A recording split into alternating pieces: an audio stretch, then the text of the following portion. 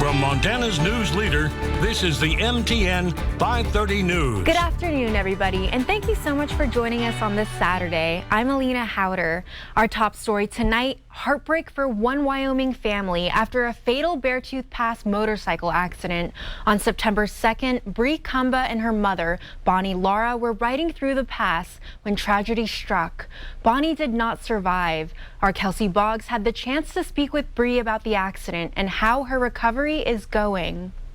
Bree was first taken to a hospital in Cody and then was transferred to St. Vincent here in Billings to continue her healing journey. She's now back home in Casper, but her road to recovery is just beginning. She was my best friend, hands down my best friend. A strong bond between a mother and her child. You met her and she didn't make you feel like a stranger. She would embrace pretty much everybody with a warm hug. Bree Kumba says her mom, Bonnie Laura, loved with her whole heart. She loved her grandsons, fiercely loved them. And so she would be like, hey, grandma's hot, come cool grandma off, and the kids would just dump water over her, and they thought it was the greatest thing ever. The two had planned a trip up to Red Lodge from their hometown of Casper, Wyoming, to take a motorcycle ride through the Beartooth Pass. On September 2nd, they left their hotel room in Cody to head towards Red Lodge. I followed her up originally in my car, and we had parked at the hotel, and I had hopped on her motorcycle with her. We were just riding up through there with some of her friends, and yeah, it just didn't end exactly how we had planned. So the day quickly turned into Bree's worst nightmare. After the pair crashed on the pass, Bonnie did not survive the accident. According to the Montana Department of Transportation, motorcycle traffic crashes are up, and motorcycle-related fatalities are most common among the 35 to 64-year-old age group. After the accident, Bree was taken to a Cody hospital, but was then transferred to St. Vincent and Billings. I've blown out knees,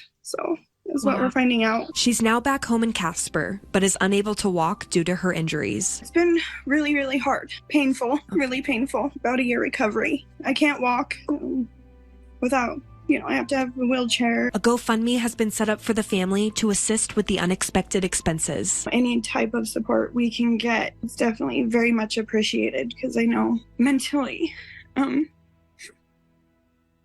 physically, it's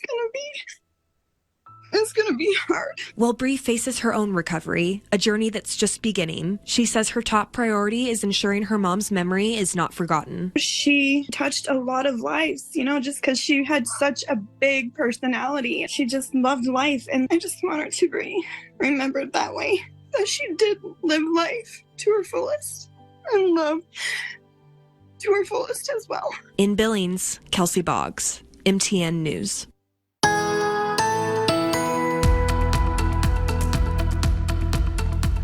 Hey, good Saturday afternoon, everyone. Hopefully you're able to get outside and enjoy the amazing last summer weekend weather that we've had today. Tomorrow looking just as nice, if not a little bit warmer. You'll want to drink plenty of water if you're going to be outside, and you'll still need that sunscreen. No clouds in our sky just yet. However, there are big weather changes coming for us next week, as soon as Wednesday in some locations. And also, don't forget, we're running out of summer. The fall season will officially begin less than 7 days from now at 12:50 a.m. Saturday, so just after midnight Friday night heading into Saturday. But the changes that are going to feel like autumn are going to get here long before the actual season arrives. I'll have your complete 7-day forecast coming up in just a few minutes. Today at Yellowstone Eye Care on Grand Avenue in Billings was a day for the children. It was the optometrist's second annual Kids Free Day, where children with financial needs receive free eye exams and glasses. Last year, 35 kids received free exams and glasses. This year, more than 60 signed up. Going to the eye doctor might get put on the side burner because you got to pay rent or you have to feed yourselves So yeah, we're just trying to fill that need. Depending on what their prescription is and stuff, it could be anywhere from $200 to $1,000. An otherwise expensive bill for parents like Shirley Lee, who's raising 5 children with varying needs. It's the reality that I don't have to try to take them to 5 different times, so I can do it all at one time. The fact that I can get glasses replaced easier. And that's been our biggest issue, is just getting replacement and getting the convenience of having them. The event is made possible by the doctors who donate their time and Essler, the company that provides lenses and frames. Fly fishing in Montana is a part of the fabric of much of the state's population, as well as an important economic resource, which is why declining trout populations garnered immediate attention from anglers and state officials alike. Our Phil Van Pelt has more. Montana is home to the last intact wild trout fisheries in the lower 48, which means any and all stressors put on trout populations are magnified. In Montana, fly fishing is a way of life for many, and fishing in general is a major economic boon for the state, bringing in $907 million annually. But in places across the state, like the Jefferson River Basin, trout numbers have declined by 20 to 25%, and the challenges facing these fish are multiple. How many people have moved into Montana in the last decade? And out of those number of people, how many are recreationalists, including anglers? That's just more pressure. So throw in some bad weather, some hot weather, some low water. It's a recipe for a declining population to me. Rich Ramersa is the owner of East Rosebud Fly Shop and said the last few years have been out of the norm. Travel traffic seemed to be down a little bit, although after the last 2 summers, I'm not even sure what normal traffic is anymore. Chrissy Webb is the communications manager for Fish, Wildlife, and Parks and said while the numbers in Yellowstone and surrounding counties are relatively normal, trout require stability to thrive. They're more of what we consider a cold water species, so they really need that cold, clean water to do well. And with these sort of prolonged periods of drought that we've been seeing in a lot of places across the state, they're of course faced with a lot of challenges. With one specific challenge on the radar of Fish, Wildlife, and Parks. We're still working through the process of figuring out what an increase in angling pressure could do for these fish. Ramersa mentioned that while this season has been successful, trout face a very unique battle in the Treasure State. Montana does not stock its rivers and streams. So we don't do that. A lot of states do, but we don't. So high water, crazy low water, crazy temperatures, it definitely can impact trout populations. He said the wild-bred river populations are what makes Montana trout fishing so spectacular. Start mixing that vibrant population with hatchery-raised fish. I mean, you might benefit the angler, but you are not benefiting the habitat, I'll tell you that. But with numbers in decline in places around the state where river populations are solely reliant on their own ability to rebound, the key to improving the situation, according to Ramersa, comes down to communication. When it comes to conservation, public access, educating sportsmen and women about catch and release and taking care of our resources, all of that stuff to me can improve what we're talking about today. In Billings, Phil Van Pelt, MTN News. For the first time in history, the United Auto Workers Union is striking against the 3 big automakers, General Motors, Ford, and Jeep maker Stellantis, at the same time. So far, just the strikes are taking place at 3 Midwestern assembly plants, and CBS's Chris Van Cleve is at one of them, a Ford plant in Wayne, Michigan. About 13,000 auto workers traded the production line for the picket line Friday to demand higher wages, a shorter work week, and a return of pensions. I think we deserve more pay. I've been here 24 years and ain't had a raise in 8 years. It feels good that we're actually out here standing up for what we deserve. Workers picketed at assembly plants in Michigan, Missouri, and Ohio, affecting Ford, General Motors, and Stellantis, the parent company of Jeep and Chrysler. The union is strategically striking plants that make popular and lucrative SUVs and trucks like the Ford Bronco, the Jeep Wrangler, and the Chevy Colorado. This is what happens when corporations don't take care of the people. United Auto Workers President Shawn Fain led a rally in Detroit Friday evening, inviting Vermont Senator Bernie Sanders to the stage. There was once a time when a union job in the automobile industry was the gold standard for the working class in America. Well, we are determined to bring those days back again. President Biden also threw his support behind the striking auto workers and says he is sending 2 of his top aides to Detroit to assist in negotiations. No one wants a strike. The UAW is asking for a 40% pay hike, but so far automakers have offered about half that. For the life of the contract, the initial demands were over $100 billion. We still have a ways to go with the offer they put on the table last night. General Motors CEO Mary Barra says the companies have to balance workers' demands with their need to transition vehicles from gas to electric. Friday night, GM confirmed they may have to idle a plant in Kansas as early as next week due to the strike. Chris Van Cleve, CBS News, Wayne, Michigan. Both sides expect negotiations will resume today. UAW made a counteroffer before the strike went into effect and say they're still waiting on a response from the big three automakers. Still to come on the MTN 530 News here on Q2. NASA is taking a closer look at what used to be called UFOs. Find out more after the break. The MTN 530 News continues right after this.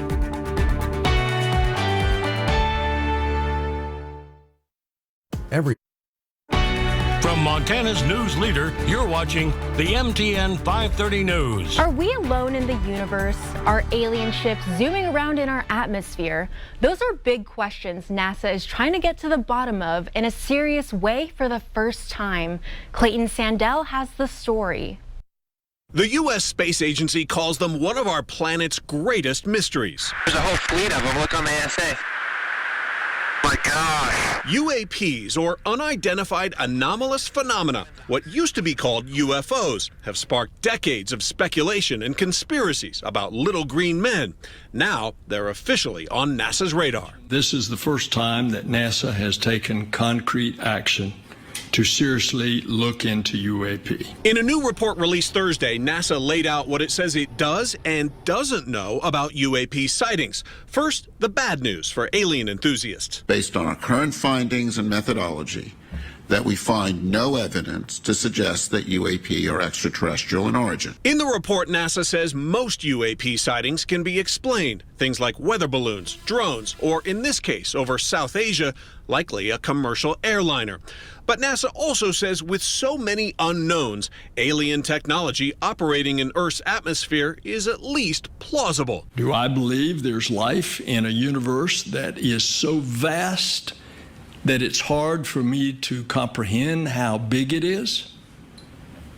My personal answer is yes. If there is life out there, NASA seems skeptical that this is it. Tierra de diatomea, la diatomea. Two supposedly alien bodies unveiled in front of Mexican lawmakers this week by a journalist and ufologist. His claims have been widely debunked in the past. One of the main goals of what we're trying to do here today is to move conjecture and conspiracy towards science and sanity, and you do that with data. NASA has now appointed a new director of UAP research in hopes that if the truth is out there, oh my gosh, dude. Wow. Science and hard evidence will help reveal it.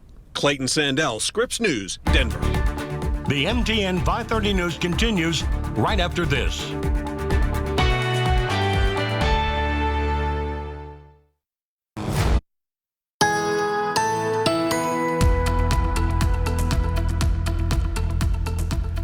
A good early Saturday evening to you, everyone. We've had some beautiful weather on this final Saturday of summer. The temperatures have been well above average right now in Billings, 85 degrees, but with the low humidity down to 16%, it actually feels a little bit cooler at 82 degrees. The wind not too strong, south at 9 miles an hour. But you can see how rapidly the temperatures rose today from the lower 70s before the noon hour to the mid 80s. Looks like Mother Nature just said, you know what? That's enough heat. We're just going to stop at 85 degrees right now. We've had a high so far of 86 degrees. We'll see if we can eke out a little bit more before the sun goes down. And you can see a lot of unseasonable warmth for everybody around the Treasure State, even in the northern Wyoming too. Expecting right now we have a temperature of 83 degrees in Sheridan. It's 88 degrees in Jordan, 82 in Lewistown, and 83 degrees in Livingston. Now, thankfully, the air quality has improved a little bit over the last several hours. We had a few areas that were in the moderate category. Not too bad. It wasn't very far into moderate, but at least it has improved. That's going to be changing, though, a little bit. We have more wind that's going to start moving our direction. You can see that in our smoke forecast. We'll have a little bit more smoke, mostly in the north central and northwestern parts of Montana by Sunday morning. That's going to continue to push right across the Treasure State through the day on Sunday. So expect a little bit more haze, but not as smoky as it was earlier a couple weeks ago in early parts of September. However, we do have other changes ahead before we get to the first day of autumn. So right now, we have a giant dominant ridge of high pressure in control of our weather. However, it's not going to be here much longer. Tomorrow's highs slightly higher than they were today for almost everybody. You'll notice northwest part of your screen, we have another cold front moving our way. And unfortunately, this one's going to actually raise our fire danger a little bit. A second storm behind that one will give us better chances for additional rain and cooler weather. So with that incoming cold front, we have more red flag warnings for northeastern and north central parts of Montana. Fire weather watches for just about everybody else in the central and southeastern parts of Montana. So keep that in mind, but also the clear sky. Another great opportunity like last night to see the International Space Station. If you didn't get a chance to see it last night, you can tonight. Look to the southwestern sky about 9:19. You'll have about 4 minutes to see it quickly moving across our state, but about 250 miles above the ground at about 17,000 miles an hour. Just look for that steady, bright light heading from southwest to northeast in our clear sky. With that clear sky, it's going to cool down nicely after a warm day. We have overnight lows in the 40s and 50s area wide, dropping down to 50 degrees for Broadus, 53 degrees for Forsyth, also 53 degrees for Red Lodge, and 55 degrees for Billings. Tomorrow, one more day that's going to really feel like summer. And look at that. We have some lower 90s in the forecast for Glasgow, Jordan, Forsyth, also Miles City, Hardin, a high of 90 degrees, 88 degrees for Roundup and Billings, also 80 degrees for Columbus, and 77 degrees. A nice day for Red Lodge, but it's not going to stay there very much longer. Look at the 7-day forecast. Over the next 7 days in Billings, we're going to go crashing from summer right into fall before fall gets here. Increasing clouds Thursday and Friday with good chances for some light to moderate rain, and those highs will drop down between 20 and 25 degrees from tomorrow through Sunday, with highs back down to the mid to upper 60s and overnight lows in the 50s and lower to mid. Coming up next, we'll have highlights from the Cats game, so don't go away. Sports is next. The MTN 530 news continues right after this.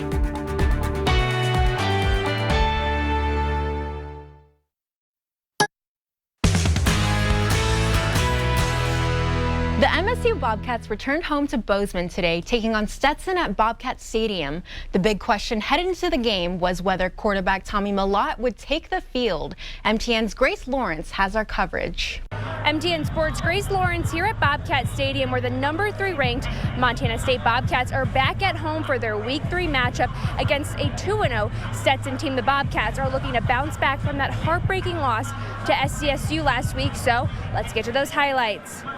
The Cats make their way out of the tunnel, and so does Tommy Mellott, but not in his normal gear. He got injured last week at SDSU and did not finish that game. He was ruled out just prior to this matchup. So it's Sean Chambers at the helm for the entirety of this one, and QB1 is ready to make a statement. Here's his first touchdown of the game to put his team up 14-0. He'll keep the ball and do what he does best, cross the goal line. Here's another quarterback keeper for Chambers. This is a 30-yard rush for 10, and he's ready to celebrate once again. Here's a pass downfield to Derek Snell. He'll pick up some great yardage, and Stetson grabs his face mask. That sets up 1st and goal, and the freshman, Scott Joy Humphrey, punches it into the end zone. The Cats lead 27-0. We know the Cats love to run the dang ball, but this one's special. 51 yards later, Jared White hustles down the field and adds another one to the scoreboard for the Cats. Here's your final score. Conference play starts next week. The Cats are at Weber State in Bozeman. Grace Lawrence, MTN Sports. And don't forget, the Grizz game starts right at 6, and we'll have full highlights from that game on the MTN News tonight at 10. Hey there, everybody. Alec Boffinger here on the campus of Rocky Mountain College at Herb Clint Field, where the Battling Bears have a big opportunity this afternoon. Number 10, Carroll College coming to town. Fighting Saints aggressive on the opening snap. Jack Perka a little shoulder fake, and then he finds Chris Ackleshin behind the defense. Carroll, though, misses the field goal. Rocky takes advantage of the miscue. Luke Holcomb drops this thing in the bucket in the back of the end zone to Jacob Dwyer. 7-0 Battling Bears. Now another field goal try for Carroll, but the snap is dropped, and Kason Barnett is in the backfield to blow it up. And the Saints just trying to get anything going offensively. Perka the completion, but Wyatt Brusvin rips it out, and Braille Lipford takes it back near the red zone.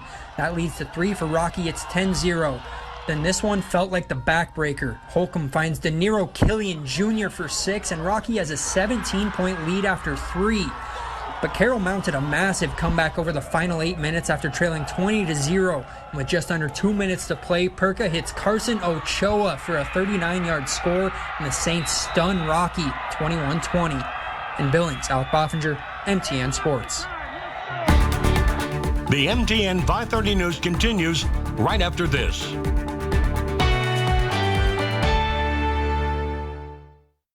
Raider.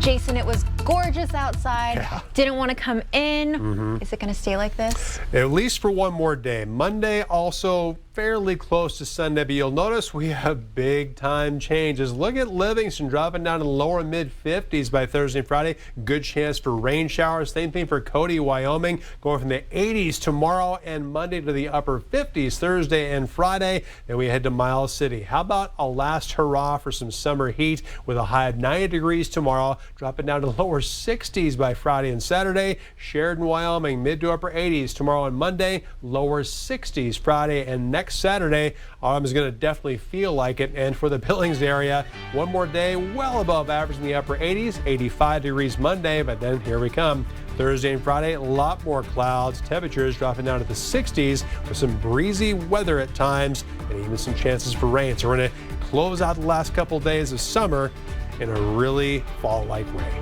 I'm not ready for this. Not ready yet. It's okay. We'll suffer together. Yes. Well, thank you. And thank you so much for joining us. We hope you have a terrific rest of your weekend.